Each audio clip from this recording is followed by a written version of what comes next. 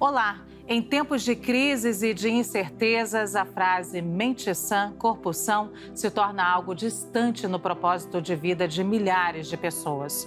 Prova disso é uma pesquisa do Instituto de Psicologia da Universidade do Estado do Rio de Janeiro sobre o comportamento dos brasileiros durante o isolamento. Os dados revelam que os casos de depressão dobraram entre os entrevistados. E as constatações de ansiedade e estresse cresceram 80%. E a pergunta é: como manter a saúde mental em um mundo em convulsão?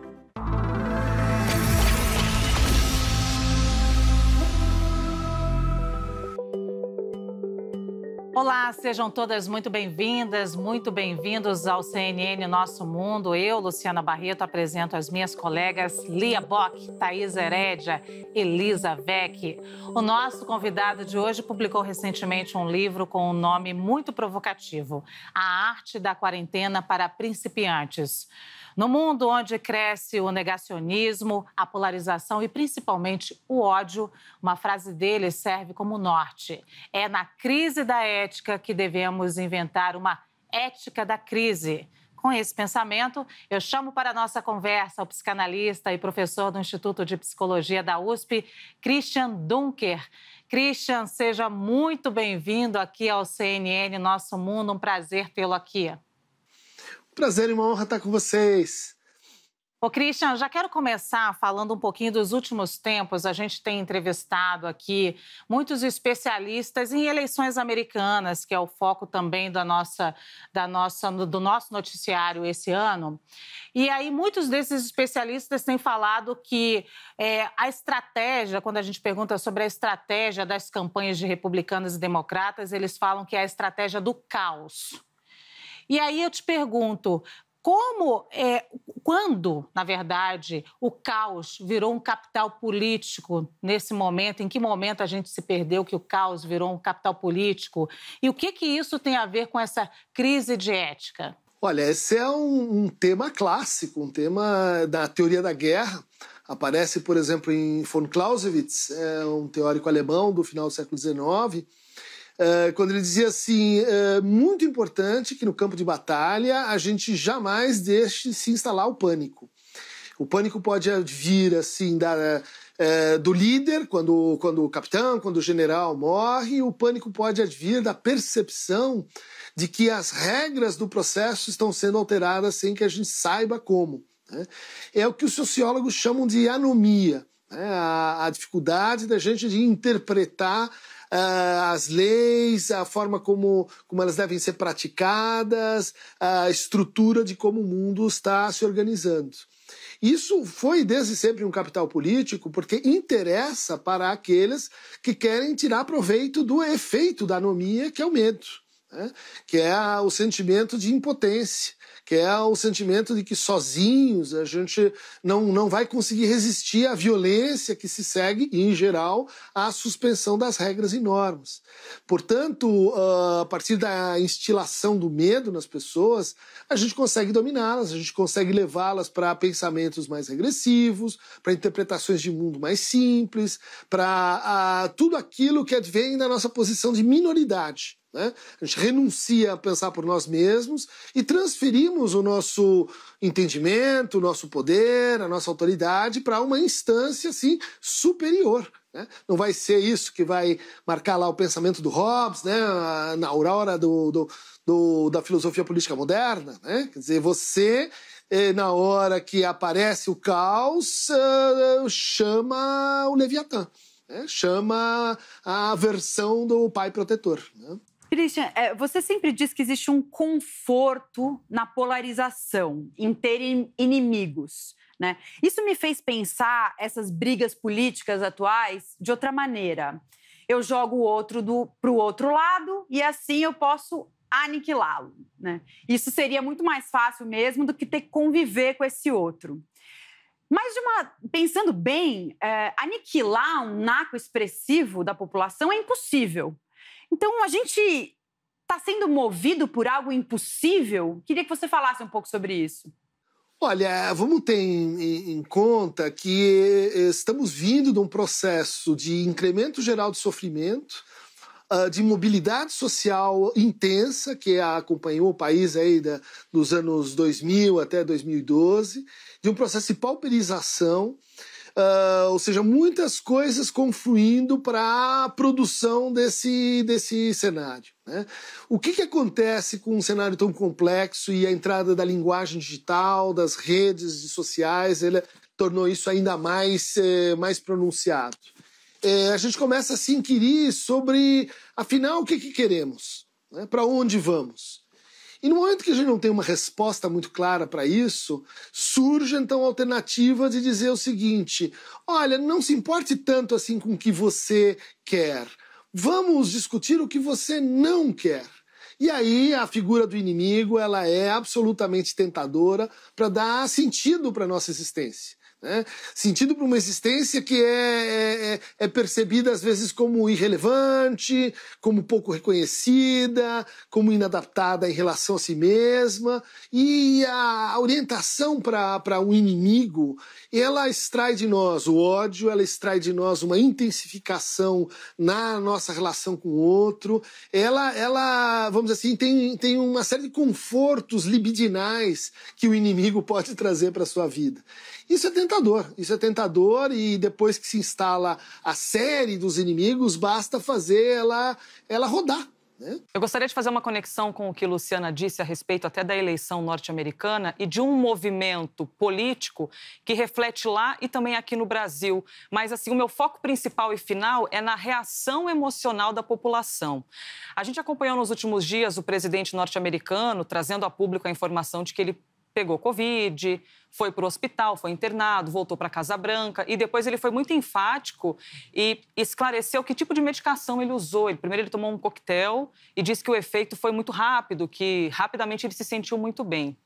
Disse, inclusive, que gostaria de disponibilizar isso para a população norte-americana de graça.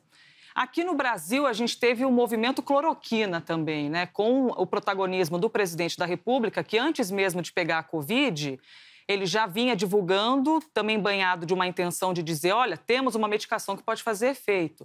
Depois, quando pegou a doença, fez o tratamento e expôs muito isso. Onde é que eu quero chegar, Christian? As autoridades políticas, elas têm uma influência emocional tremenda na população, principalmente em quem votou. Então, até que ponto esse movimento, nesse momento em que a gente está tão instável emocionalmente, é claro que qualquer ser humano quer um remédio para o tratamento, qualquer ser humano quer uma vacina para a prevenção, mas até que ponto esse remédio na boca de um presidente é saudável mentalmente para as pessoas?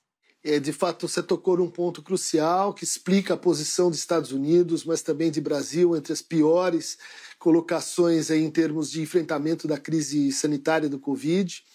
E em função do lugar que as nossas autoridades simbólicas têm para nós, particularmente no momento em que nos é exigido uma privação, um sacrifício, né?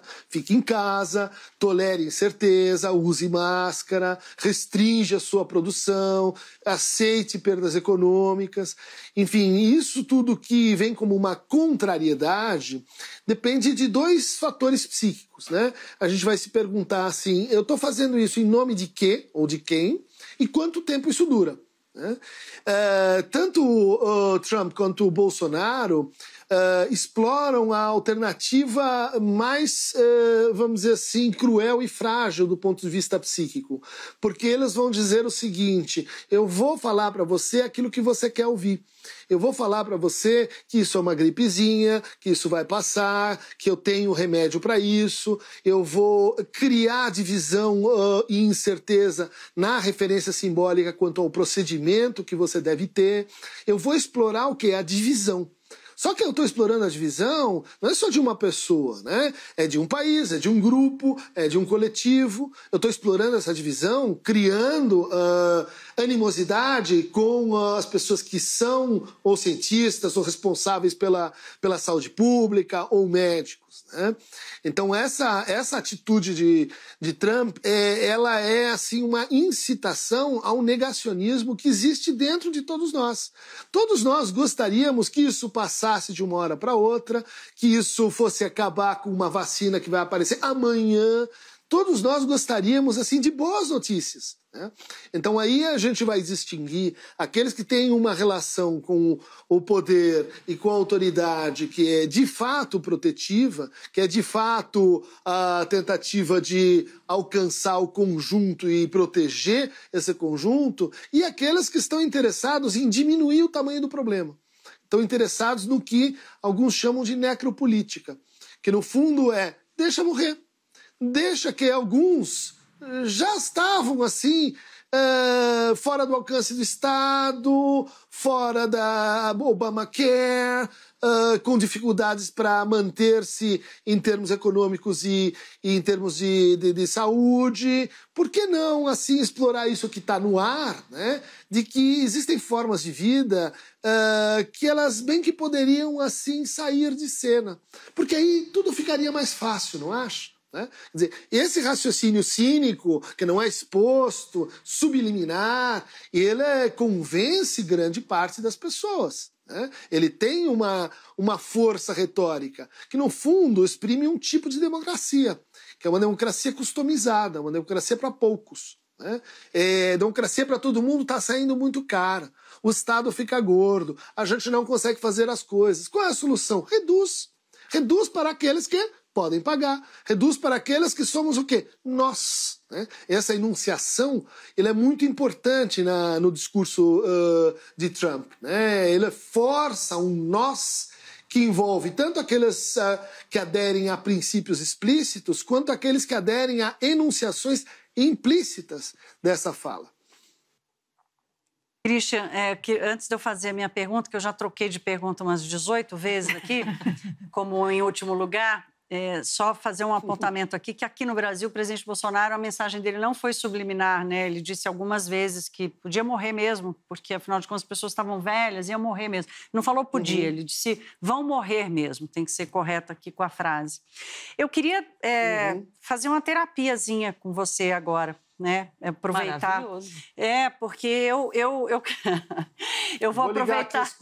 Eu vou aproveitar essa oportunidade, esse privilégio, e eu tenho certeza que eu vou compartilhar um sentimento que muita gente tem, que é o medo. E o medo do futuro. Talvez a gente nunca tenha convivido com uma dose de medo tão grande de tudo. A gente passou a ter medo de tudo, além daqueles medos que a gente já carregava. Como é que esse trauma, como é que vocês estão estudando esse trauma? Porque eu sei também que não existe resposta pronta, mas como é o processo de estudo desse trauma? Talvez o seu livro mais recente tenha buscado essa resposta, mas em que pé está esse reconhecimento da mente humana? Olha, de fato, é uma pergunta que remete a muitas estratégias, é quase que o equivalente das estratégias médicas para enfrentar a Covid, porque os efeitos são sistêmicos. Então a gente vai ter desde pessoas que melhoraram com a quarentena, né? Melhoraram do ponto de vista psíquico, que sentem menos pressão para ir para o contato social, que se sentem mais acolhidas em casa, até pessoas que passaram do ponto, né? Da sua capacidade de aguentar a privação de liberdade, de convivialidade, de contato com os outros. Mas guardada essa distribuição, vamos dizer assim, de respostas, a gente tem estudado muito o que seriam assim os nossos recursos naturais para enfrentar situações potencialmente traumáticas como essa, né? E isso já vai a ideia que nem todos enfrentaram isso como um trauma. Mas, por exemplo, né, tem alguns que, diante do medo, vão reagir assim: olha, eu preciso me encapsular, eu preciso criar muros, eu preciso ir para o meu condomínio, eu preciso me conter dentro assim de barreiras que me defendem do outro, né? Esse tipo de resposta assim de encolhimento subjetivo, ela é muito ruim, ela é pior do que a resposta que diz assim: o medo a gente enfrenta com uma certa inteligência e astúcia, precisa conhecer o inimigo, precisa se informar a respeito, precisa deliberar uma resposta à altura, e isso a gente faz coletivamente. Para isso eu preciso de imprensa, de ciência, de gente que divide comigo ponderações e que pensa junto comigo tomadas de risco, né? Essa resposta, que a gente poderia chamar assim de resposta mais solidária, né? De resposta de olhar para fora da janela, de se perguntar e comparar um pouco a sua situação com a do outro, chegar num ponto de equidistância, ela não é só moralmente assim interessante, ela é eticamente mais coletivista, ela faz bem para as pessoas. Né? Ela protege a pessoa disso que você está chamando, né, de evolução traumática do medo que vai para a angústia. Outra coisa que a gente está estudando é o processo do sonhar do brasileiro durante a pandemia. Uma pesquisa nacional, né, envolvendo Rio de Janeiro, Minas, Natal, Porto Alegre, né, universidades federais, em que a gente coletou mais de 1.000 sonhos de brasileiros e a gente tem ali uma série de respostas de como isso está sendo elaborado.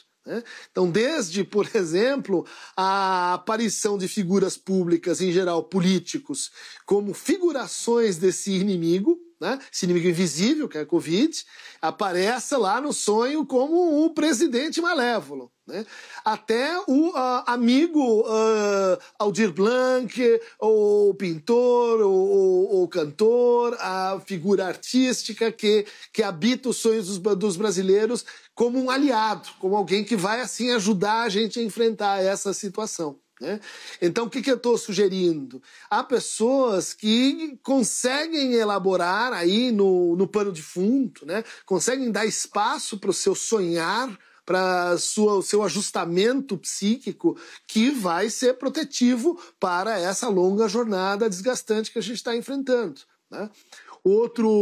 Outra frente de trabalho é, assim, tematizar quais são as práticas de contenção de ansiedade, de contenção de angústia, que, no fundo, a médio prazo tornam a coisa mais complicada. Né? Então, uso de substâncias legais e ilegais, consumo, videogame, excesso de trabalho, ou seja, muita gente enfrenta o medo com uma resposta do tipo assim, não quero pensar nisso. Vamos trabalhar, vamos se ocupar, porque se a gente pensar, o medo toma conta. Né? Essa resposta ela é compreensível, mas ela é meio precária. É muito importante a gente olhar o medo de frente, avaliá-lo do ponto de vista assim, objetivo e examinar o que esse medo induz em nós em termos de angústia. Né? Em termos do vazio, em termos dos nossos abismos, dos nossos sintomas que já estavam aí e que, em geral, pioraram durante a pandemia. Então, uma maneira de fazer frente à angústia muito importante é não, assim, resolvê-la com ocupações ou negá-la com ideias, assim, delirantes ou idealizantes, que a gente tem visto muito por aí. Né? Quer dizer, como é que a gente trata isso? Palavra em relação. Pode ser uma palavra em relação com um especialista, um terapeuta, um psiquiatra, um psicanalista, mas pode ser a palavra em relação com um amigo, com alguém com quem você de fato consegue se abrir e partilhar sua indeterminação e partilhar aquilo que você ainda não sabe sobre esse processo tão longo que é a Covid. Né? Então, esse é um outro tipo de resposta, é um outro setor no qual a gente está trabalhando para entender como sair melhor disso. Né? O último caso é assim, o caso mais patológico dos negacionismos. Porque aí, em geral, a pessoa vai acordar para voltar no sonho quando já é meio tarde demais. Quando ela perdeu um familiar, quando ela se atrapalhou numa situação de vida, quando ela teve que negar tanto a realidade que a realidade acaba caindo na cabeça dela. Né? O último ponto aí, que também é objeto de estudo, é como essa situação promove na gente e convida a gente a processos de luto. Né? Lutos que podem ser justamente interrompidos por processos de negação. Eu quero só fazer um adendo aqui, que hoje eu cheguei à conclusão de que meu subconsciente se mudou para o Instituto Butantan, viu, Christian? Porque deve ser uma esperança para vacina. Porque uma noite eu sonho com morcego, a outra com cobra, a outra com rato. Não é possível, minha gente do céu. Eu até parei de olhar no dicionário. Vai, Lu, desculpa. Bacana! Tô vendo que tem variação. Tem a cobra num dia e o rato no outro. Você viu, né? Muito bom isso. Christian, quem dera que fosse tão engraçado assim como os sonhos de Thaís Herédia, porque como você trouxe aí, esse mundo em convulsão está habitando aqui os nossos sonhos e eles têm muito mais que isso, só a cura para a vacina, enfim, eles têm, além da nossa crise sanitária, além da nossa crise econômica, ideologias que habitam entre nós. Então, por exemplo, muita gente tem medo do fascismo. Por exemplo, isso é um medo real, as pessoas têm um medo real. Eu sei que você tem estudado muito sobre isso e eu queria que você me dissesse, o fascismo realmente está habitando entre nós? Nós falando agora do nazismo, nós vemos algumas suásticas aparecendo por aí de vez em quando. Essas ideologias habitam entre nós? Esse medo é real? Olha, esse é um tema interessante, mas que exige algumas considerações preliminares, né? Começar pelo uso da palavra fascismo. Porque quando você mobiliza esse termo, frequentemente as pessoas começam a pensar em Hitler, Mussolini, bigodes, campos de concentração, e daí dizem, não está acontecendo isso, então não tem fascismo. Então, seria importante falar assim, que o fascismo tem uma história, que ele se transforma e que a gente tem elementos fascistas, eu diria, talvez em qualquer sociedade, mas que, sob certas circunstâncias, e quer me parecer que o Brasil ofereceu essas circunstâncias, os elementos fascistas eles são coligados com elementos conservadores. Né? Esse acasalamento é o pior. Porque o fascismo, enfim, como deve ser, ele envolve uma atitude de mobilização das paixões, ele envolve essa enunciação tácita de que nós vamos eliminar nossos inimigos, ele envolve uma mobilização das pessoas, né, contra os inimigos, ele envolve um certo jogo, né, contra a política e contra as instituições que a gente está vendo hoje no Brasil. Né? Então, países como a Alemanha estabeleceram que partidos que tenham esta orientação, elas têm que ser fechados. Por quê? Porque o sujeito está aproveitando, né, a regra da democracia para dizer assim, no fundo, eu sou um tipo de antipolítica. Eu sou uma proposta que quer acabar com a política. E acabar com a política significa acabar com o campo da palavra, substituir o campo da palavra pelo campo da violência e substituir as instituições por uma instituição que é a família. Né? Substituir a diversidade de crenças por uma crença, que em geral é a crença, vamos dizer assim, racialista, que acompanha diferentes fascismos. É muito importante lembrar que o Brasil foi o país onde se instalou o segundo partido fascista com maior número de membros. Né? O Partido Integralista Brasileiro chegou a ter por volta de 1 milhão de membros. Um momento aí não tão longínquo. Vamos pensar o que acontece com essas pessoas. Elas geram efeitos de discurso. Isso continua na nossa sociedade. A nossa sociedade que foi uma das últimas a abolir a escravidão, a última na América Latina a fazer uma comissão verdade para investigar os crimes da ditadura. Ou seja, a gente tem um passado, a gente tem uma história muito compatível com a exposição ao fascismo. Né? Então, esses traços fascistas, e elas conseguiram se aglutinar com a insatisfação conservadora. Eu faria um corte muito importante aqui entre uma coisa e outra. Né? O conservador, ele não é um problema na política. Ele pode ser assim, um adversário particular de um e outro, mas ele é uma posição respeitável. O que acontece é que o conservadorismo brasileiro, expresso por uma certa conformação de elites, se viu pressionado a ponto de dizer assim, não, eu quero voltar lá atrás, eu quero os privilégios perdidos de volta. Eu quero, vamos dizer assim, restabelecer as coisas como elas eram. Quando? Quando a família mandava aqui, quando o pai estava no seu lugar e quando, enfim, os antigos privilégios estavam no poder. Né? Então é característico do discurso fascista fazer isso, né? Caçar privilégios para introduzir novos privilégios. Caçar a corrupção para sancionar a corrupção dentro da lei. né? E é o que a gente está tendo aqui já há algum tempo. Vamos voltar a Carl Schmitt, vamos voltar aí a como o fascismo tem uma versão jurídica, né? Vamos voltar a como essa versão jurídica se coliga com certas formas religiosas, né? Em ascensão também no país, e que formaram um caldo muito ruim e que agora a gente tem que reverter. Mas é ou não um medo real, Christian? É um medo real porque o fascismo está aí enquanto discurso, né? Enquanto promessa, enquanto assim tentação.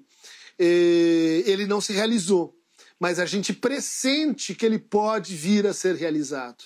A gente vê ele ali naquele vamos fechar o Supremo, e por que não? A gente vê ele ali naquela ilação brincalhona, né? De que, será que se eu fosse mais um pouco à frente, eu não conseguiria colocar assim, a minha família fora disso, como uma espécie de família real? A gente vê isso no nosso cotidiano, né? Então esse medo é um medo do ponto de vista psíquico, perfeitamente real. Ele está sendo causado por um discurso, né? Ele não está vindo de fantasias de outros planetas, né? Ele está aí. Christian, eu gosto muito quando você analisa uma pessoa e a sociedade através de uma frase. E eu queria trazer uma frase para você analisar aqui para a gente, até para mostrar que nada é tão simples. E eu queria... A frase é: eu acabei com a Lava Jato. O que essa frase diz sobre nós, brasileiros, e o que essa frase diz sobre o presidente Jair Bolsonaro, que disse ela recentemente? Ela é um triplo negacionismo, né? Ela é a prática concreta do que, de certa forma, levou o Bolsonaro à presidência, né? Primeiro, ela é falsa, porque se o Lava Jato acabou, foram por outros motivos. Ele não tem tanto poder assim quanto ele está, vamos dizer assim, atribuindo a si, né? Em segundo lugar, acabar com a Lava Jato significa o quê? Reinstalar, segundo esse discurso, um regime de corrupção falso, né? Quer dizer, falso nos seus próprios termos, contraditório consigo mesmo. Então temos um segundo nível aí de negação, né? E o terceiro nível é aquele que se endereça ao seguinte: eu acabei porque ela não é mais necessária. O Brasil virou um país onde não há mais corrupção. Isso é completamente dispensável. Basta olhar em volta e vocês verão os unicórnios dançando e as pessoas dando as suas mãos em torno da purificação que tomou conta do nosso país, né? Quer dizer, a pessoa, para chegar num nível de negação desse tipo, ela precisa acumular pontos, né? Ela precisa falar assim, em vários estratos de discurso, em vários níveis de mensagem, né? Que combinam esse efeito de autenticidade. Olha só, eu falo o que eu penso, né? E eu ofendo os outros porque eu sou, no fundo, transparente, né? Isso aplicado aí no primeiro nível da negação ou da intransparência. E eu falo para os meus, né? Eu falo para aqueles que já acreditam em mim, que vão acreditar em qualquer coisa que eu disser, e eu não estou muito interessado em, vamos dizer assim, compor com o outro. Eu não estou muito interessado em fazer aquilo que sempre caracterizou a democracia, né? Que é reconhecer o conflito como uma coisa produtiva, o conflito como algo que pode ser bem tratado, transformar pessoas, transformar relações, transformar mundos. Por que a gente foge tanto do silêncio? O que tem nesse bicho papão desse silêncio que a gente fica apavorado de, às vezes, ficar sozinho, bater de frente com as nossas próprias ideias, admitir as nossas dores? Por que é tão angustiante para algumas pessoas o silêncio? Ótima questão, Elisa. É uma questão para o nosso momento mesmo, porque eu diria assim, o silêncio é a raiz da escuta, né? A gente só consegue escutar o outro e a si mesmo se a gente se der a possibilidade do silêncio. O que a gente está vivendo? Uma situação em que há falas e monólogos por toda parte, mas há uma absoluta rarefação da escuta. Escuta não é ouvir, né? Escuta é se transformar com as palavras em gestação, com as palavras que ainda não foram ditas, com as palavras que a gente precisa encontrar junto com o outro. A gente teme o silêncio porque ele é uma das figuras da angústia, ele é uma das figuras do nosso abismo, ele é uma das figuras do escuro. Bom, cada um de nós tem esse escuro em si. Agora, qual a forma mais simples, óbvia e incorreta, eu diria, de olhar para esse escuro? Ocupá-lo com alguma coisa. Ocupá-lo com palavras vazias, ocupá-lo com práticas vazias, ocupá-lo com juízos recriminatórios, ocupá-lo com circuitos de afeto pouco transformativos, né? Então eu iria assim do silêncio para um certo tipo de solidão. Aquela solidão que exprime assim, a impossibilidade da pessoa de ficar consigo, de se aguentar. E isso é o ponto de partida para cuidar de si, que é o que estamos todos absolutamente precisando nesse pré e nesse pós-pandemia.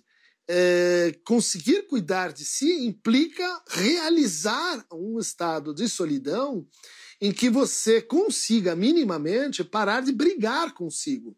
Parar de escutar aquela voz que diz que ainda não está bom, que não acertou, que não deu certo, que você está inadequado. Ou que o outro, reciprocamente, está nessa posição de objeto da nossa avaliação e comparação, né? Então, a escuta me parece fundamental para esse momento, é uma das práticas restaurativas mais importantes para quem quer atravessar o sofrimento, e ela depende do silêncio.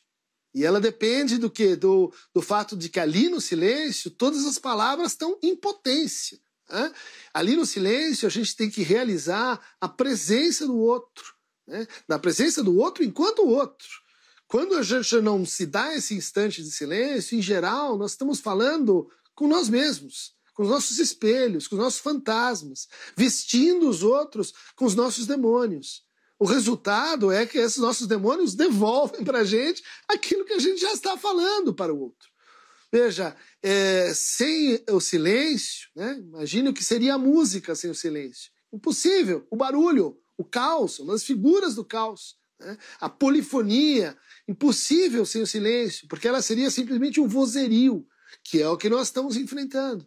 Então, para conseguir transformar a solidão enquanto uma experiência que pode ser vivida como fracasso social, como isolamento, como punição, né? Tudo isso veio junto com a quarentena, né? Por mais que a gente saiba que não é isso, a gente sente e tem uma história atrás disso de que se ficou sozinho é porque o outro te deixou, é porque você está em desamparo, porque você não merece ser amado, você não conquistou o outro para si, né? E isso é péssimo. Isso é péssimo porque vai impedir que a pessoa encontre na sua solidão aquilo que existe a palavra em português, né, que é a solitude, a sua capacidade de estar consigo. E se a gente não tirar desse trajeto aí de solidão alguma solitude, acho difícil que isso se transforme em algo assim minimamente interessante. Christian, eu vou fazer a mesma pergunta da Elisa, mas ao avesso, pensando nas famílias que ficaram presas com seus filhos pequenos, casais que não se falavam. O que faz a ausência do silêncio? Porque a sensação que eu tenho é que a gente viveu momentos em que a gente não conseguiu ter solitude, a gente não conseguiu não ter demanda, não ter barulho. Isso também provoca efeitos psicológicos, traumáticos? Sim. No começo, quando me perguntavam o que a gente pode fazer em termos de saúde pública para melhorar a situação das pessoas, eu dizia uma coisa: acabar com o pancadão. Não pode ter pancadão durante a quarentena, porque é absolutamente assim, cruel com aquela população que, em geral, já está enfrentando dificuldades materiais para fazer frente à pandemia, você introduzir um barulho que impede, né, essa solidão criativa, né? A gente tem no silêncio duas dimensões, né? O silêncio de fora, mas o mais difícil de alcançar é o silêncio de dentro, né? Quando você está consigo, consegue se criar um espaço de vazio em que, se você jogar um alfinete, a coisa vai reverberar. A coisa vai ter, vamos dizer assim, um impacto em você que vai te permitir que você se escute. Fundamental. Sem isso nós não vamos sair do lugar, né? Nem em termos de saúde pública, nem em termos de política pública, né? Se escutar. Mas como é que a gente consegue isso, né? De certa maneira, tomando a solidão, e aí indo para a tua pergunta, né? Como um valor a ser respeitado também nos nossos filhos. Muitos pais não conseguem ver os filhos assim desocupados. Está sem fazer nada, cabeça vazia, oficina do demônio. Vamos fazer alguma coisa. Isso são efeitos do produtivismo que ficou escancarado durante essa quarentena, né? De como a gente não se aguenta se não estiver assim exausto de tanto trabalhar. E que impôs para as famílias um contato que, para algumas, foi ótimo, entre pais e filhos que se redescobriram. Às vezes, pais mais velhos que foram acolhidos no momento que estavam precisando muito, mas a gente viu também essa confusão, essa colusão do privado com o público dentro das casas, né? Os filhos entrando dentro do trabalho dos pais, os pais às vezes entrando na escolaridade dos filhos, às vezes isso gerou bons encontros, às vezes isso foi péssimo, né? Acho que temos aí todo um registro de solidão e silêncio que pode ter sido exercitado ou pode ter sido ocupado, né? Em que a gente vê assim, a solidão do outro ou a própria, interpreta isso como angústia, interpreta isso como desamparo e começa a fazer coisas, fazer para não ouvir, fazer para não escutar, né? Isso a gente viu muito durante a quarentena. Eu diria, inclusive, de forma mais contundente, no ensurdecimento para o sofrimento alheio, mas para o sofrimento das nossas crianças sem escola. As últimas a saírem da quarentena, depois de bares, depois de festas públicas.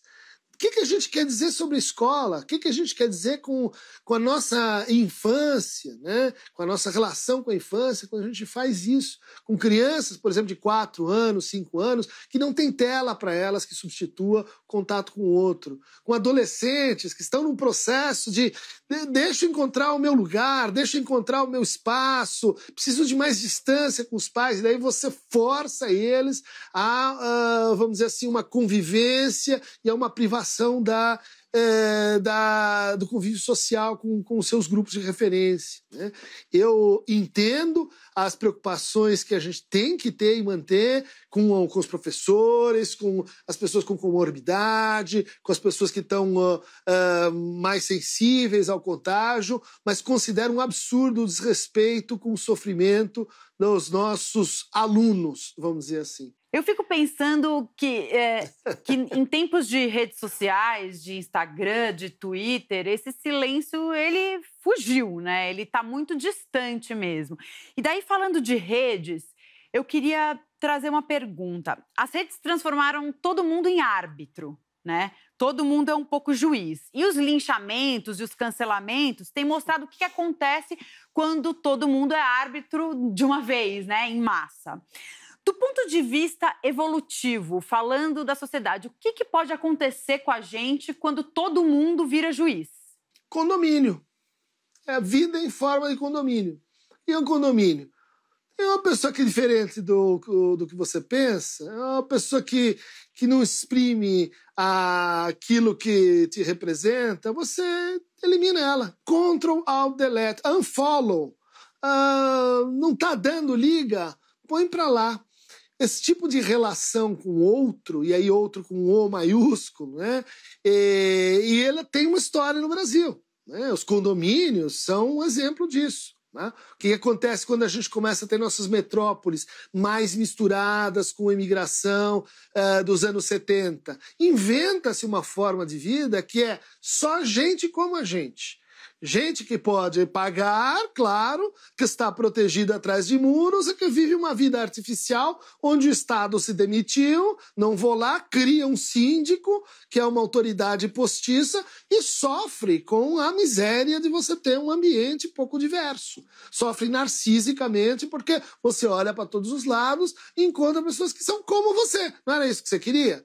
Bom, o cancelamento é uma reedição desse processo. Não foi inventado do nada. Ela já estava aqui como uma atitude básica e favorecida, né, por processos mais intrincados, próprios mesmo da linguagem digital, em que a gente vai se acreditando, uma espécie assim de investidor. Né? Eu vou entrando, eu vou dando views, eu estou depositando um capital nessa pessoa. Né? E, na verdade, está mesmo, porque aquilo é monetizável. Né? Bom, isso vai crescendo até o momento em que aquela pessoa contraria o meu ideal. Ela não está mais sendo uma extensão de mim. Daí o que eu faço? Né? Eu quero sacar. Eu quero pegar de volta o meu capital e com um acréscimo obsceno e muito perigoso do ponto de vista psíquico, que é um acréscimo superegóico. Eu digo assim, esta pessoa, ela cometeu uma espécie de crime, ela tem que ser o quê? Posta em solidão, e eu vou gozar com esse processo de purificação. Eu não. Eu sou incrivelmente melhor, mais puro, eu tenho juízos mais adequados, enfim, estou num outro patamar. Pode ser um condomínio, vamos dizer assim, espiritual. Eu não estou nesse nível de moralidade. Né? Então, no fundo, isso opera, né, com relações de troca bastante próximas de um novo tipo de capital, de circulação de valor. Né? Valor monetizável, mas também valor de imagem.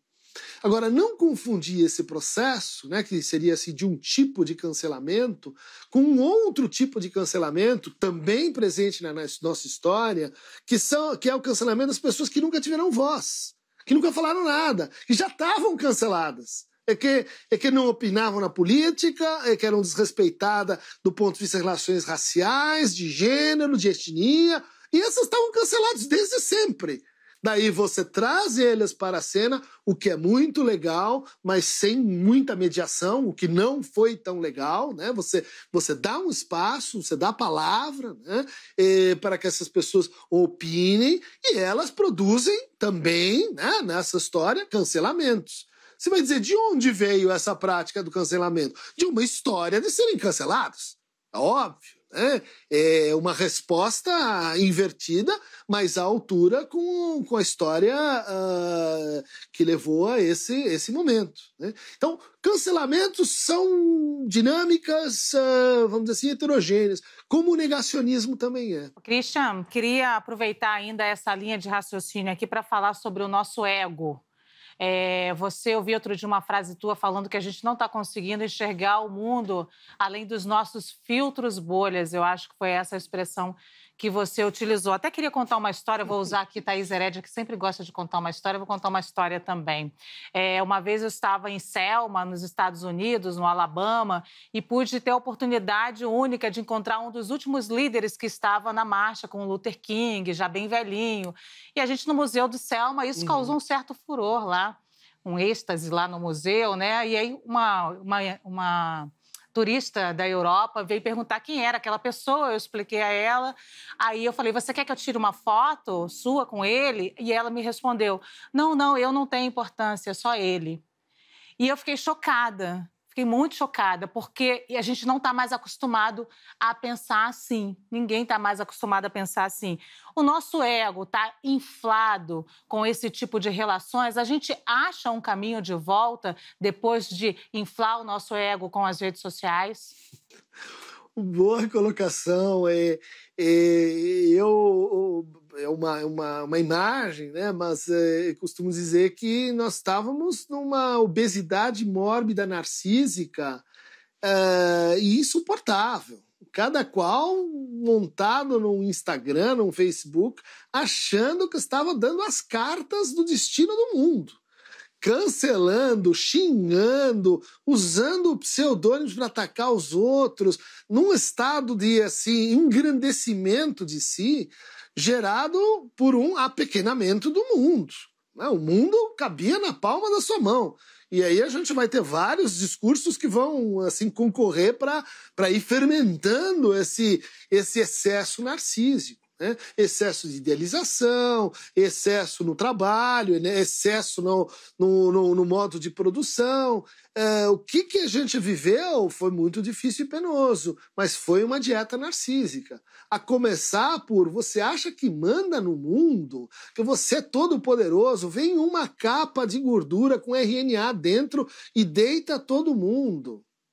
Percebe? O tamanho do mundo, a sua relevância, né? O que você vai fazer? Você vai rezar, você vai sentir medo, você vai dimensionar melhor o seu tamanho, né?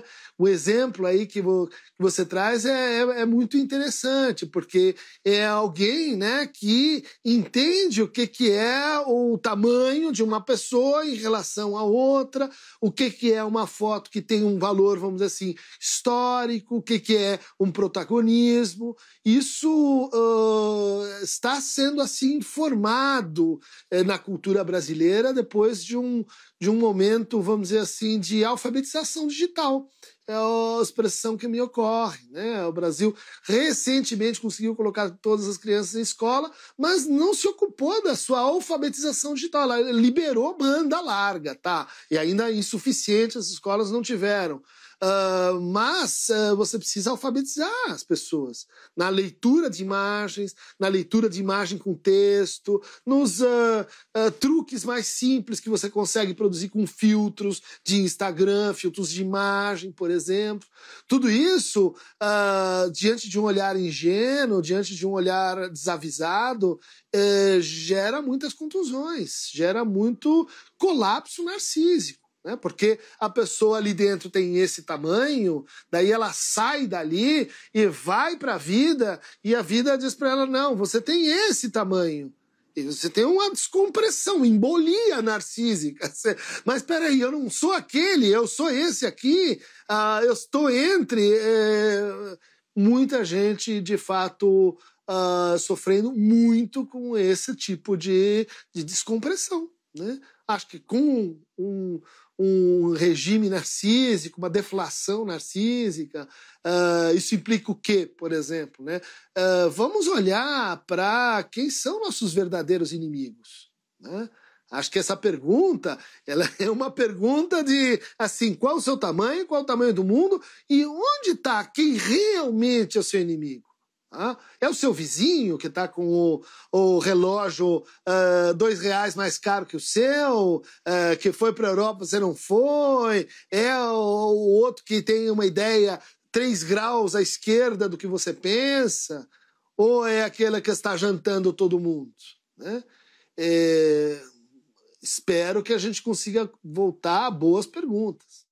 Christian, eu queria trazer as crianças para essa nossa conversa. Sabe por quê? Porque quando a gente fala, o nosso mote aqui é o mundo em convulsão. Quando a gente observa todos os seres humanos, a gente tem de lembrar que esses seres humanos adultos foram crianças um dia. E que esses mesmos seres humanos vão colocar no mundo crianças e que em breve vão ser a geração, né, que vai assumir essa nossa sociedade. Qual o ponto que eu quero chegar? No tamanho das expectativas que os pais colocam em cima das crianças, em cima dos filhos. Como se o filho não for aquilo que o pai deseja, então aquilo não está tão completo, acontece uma frustração.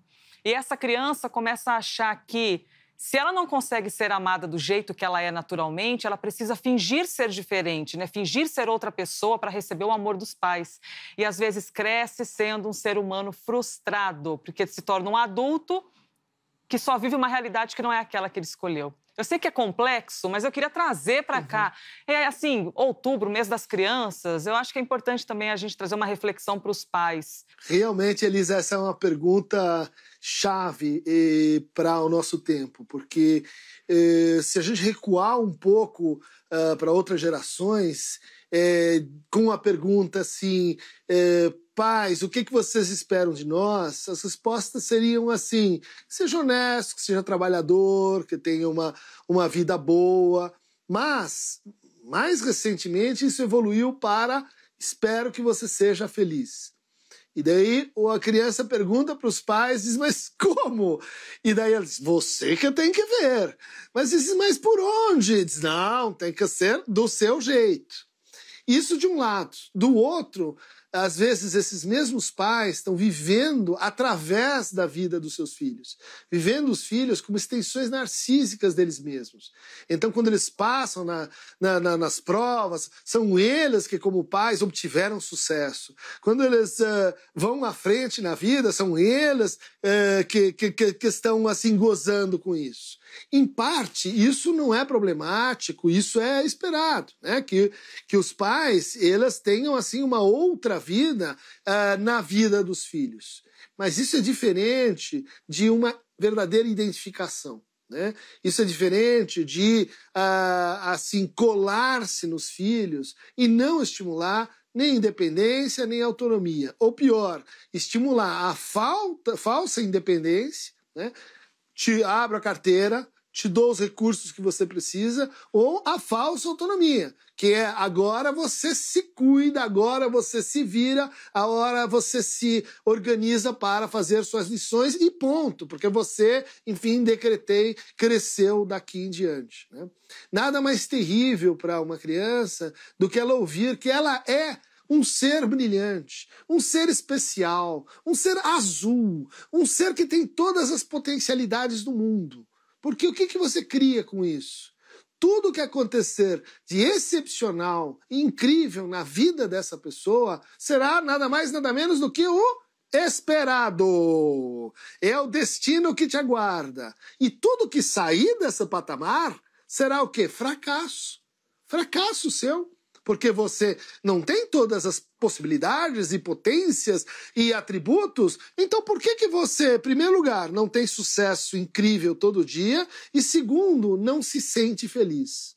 A obrigação de ser feliz, ela é tão problemática quanto aquele dito dos pais que dizem assim, você tem que amar a sua irmã, você tem que amar o seu... Receita certa para o ódio, Caim e Abel, infinito. Porque ninguém obriga o outro a amar, como ninguém deve obrigar o outro a ser feliz. E muito menos contabilizar a felicidade em termos, vamos dizer assim, mutualistas, e que a sua felicidade, no fundo, é responsabilidade sua e dobrada. Minha também. No sentido de que, se você for feliz, você vai deixar seus pais felizes. Então, duplica o peso, né? Felicidade vem por acréscimo na vida. Felicidade é um efeito, não é uma causa. Felicidade tem a ver com bons encontros, né? Muito legal poder lembrar desses bons encontros, né? Isso depende um pouco assim de acaso, de sorte, de momento. Felicidade não é uma divisa que você cola na sua roupa e anda por aí exibindo, apesar da Facebook e companhia dizer que sim, que é possível. Você vai postando, né, os melhores ângulos e criando um estado contínuo de felicidade. Isso não é legal, não é porque é falso e todo mundo sabe que é falso, mas porque isso cria uma sensação de que estão todos na festa, você que não. Estão todos felizes, azuis, cintilantes, você que não. Esse sentimento de inadaptação e de não ajustamento a si tem feito muito mal para nossas crianças. Acho que não é um acaso que o sofrimento escolar tem aumentado muito, o sofrimento universitário nem se fala, o sofrimento em pós-graduação é uma preocupação global, né? Por quê? Porque é o lugar onde a gente vai, vamos dizer assim, testar essa desrealização de demandas excessivas, de demandas que, no fundo, são a intrusão do universo do trabalho, do universo do sucesso, do universo da profissão dentro da vida das crianças, né? Alguém precisa, aí sim, construir um muro com frestas para dizer, criança não é só o que ela vai vir a ser, criança não é só o que um dia ela será, criança é o que ela está sendo hoje. Né? E hoje o que ela está dizendo é, quero jogar mais videogame, quero meus amigos, tenho os meus problemas e dificuldades e quero ser assim respeitada nos meus termos. Respeitada não quer dizer obedecida, né? Muitos pais dizem, não consigo escutar meus filhos, eles não falam comigo. Por quê? Você não fala com elas, você não divide suas dificuldades, você não abre intimidade com eles e espera que elas abram com você. Um bom jeito da conversa dá errado. Mas há uma distância que cresce também, e por outros motivos, pela entrada da linguagem digital, que produziu um ambiente de conversa onde muitos pais estão deslocados, né? Pensando nas crianças da Segunda Guerra e o trauma que elas carregaram e como é que a convivência com a Segunda Guerra na infância, que adulto que elas foram transformadas. As crianças do trauma da pandemia vão virar que adultos? Dá, mas é a seguinte, a criança é um ser altamente plástico e resiliente. Elas se adaptam, se renovam, se transformam. Muitas das crianças que passaram atrocidades na guerra conseguiram se recuperar, outras não. Isso depende de vários fatores, isso depende do acompanhamento que a gente faz, isso depende da escuta que a gente tem, mas eu não seria fatalista, mesmo sendo filho de um pai que passou a guerra na Alemanha, que vive com 10, 12 anos, viveu bombardeios, né? Acredito que esses traumas eles são realmente solúveis pela palavra em relação. Vai, Lia. E a gente está falando de criança, vem muito o amor, né? Eu queria perguntar, o amor salva? Ou nos últimos tempos ele está mais para um lobo mau vestido de vovozinha? Boa pergunta. Então, o amor salva e transforma, a força mais poderosa que a gente tem, inclusive a análise, ela está baseada numa espécie de produção artificial de um amor. Né? Um amor ao saber, um amor à investigação que você vai criando ali. Nada muda mais as pessoas do que o amor, e em segundo lugar vem o medo. Agora, se você coloca o amor no lugar de onipotência, ele se torna venenoso. Se você acha que a receita universal para tudo que está dando errado é mais amor, tire o seu jumento da chuva. Se você acha que se você não está sendo reconhecido como você gostaria de ser reconhecido, e se você fosse, aí sim você seria uma pessoa melhor, tira o seu cavalo da chuva. O amor mal posicionado, assim como bem posicionado ele é a força mais poderosa, mal posicionado é a receita mais simples para destruir vidas. E nós temos ainda espaço para a compaixão e a empatia, Christian? Não é o que a gente vê nas redes sociais nesse momento. Olha, tudo bem que eu entendo essa generalização, mas eu vejo muita empatia nascente, especialmente em pessoas que usam redes sociais de uma forma um pouco mais, assim, conscienciosa, menos imaginária, né? Isso está acontecendo. Eu diria que a compaixão, no sentido da pena, não é um afeto muito produtivo, né? Porque, no fundo, quando a gente tem pena do outro, a gente tem pena de si. Né? A gente se vê ali, a gente tem medo de estar ali, e daí a gente vai levado por uma identificação. Empatia não é identificação. Empatia é você andar junto com aquele que é diferente de você, com aquele que você não consegue se reconhecer exatamente como igual. Né?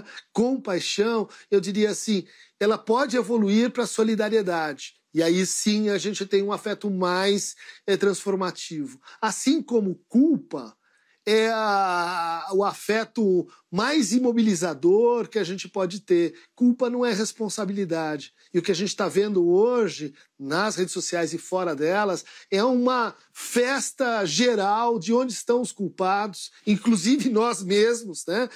Nos processos de autocrítica, autoexigência, perfeccionismo. Né? A gente tem que dar um passo, gente. Vamos deixar a culpa para trás e vamos entrar na responsabilidade. E vamos deixar a responsabilidade para trás e vamos entrar na implicação.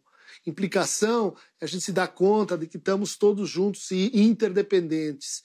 E que a experiência que nos liga é mais importante do que quem é que fez isso acontecer e, principalmente, muito mais importante de quem é o culpado porque ainda não aconteceu.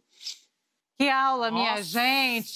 Incrível! Chegamos ao fim do CNN Nosso Mundo com essa aula. Muito obrigada, Christian Dunker. Obrigado, meninas. Foi um prazer. Perguntas incríveis. Foi muito legal aí a conversa. Tiratema. Parabéns pelo programa. Acho que vocês estão fazendo aí uma diferença na TV. Vão em frente. Tamo junto. Esse foi o nosso papo com Christian Dunker. O nosso programa com psicanalista já está disponível na íntegra no site cnnbrasil.com.br. Também no nosso canal no YouTube, no formato de podcast e em todas as plataformas de áudio. Esta é a CNN Inconfundível.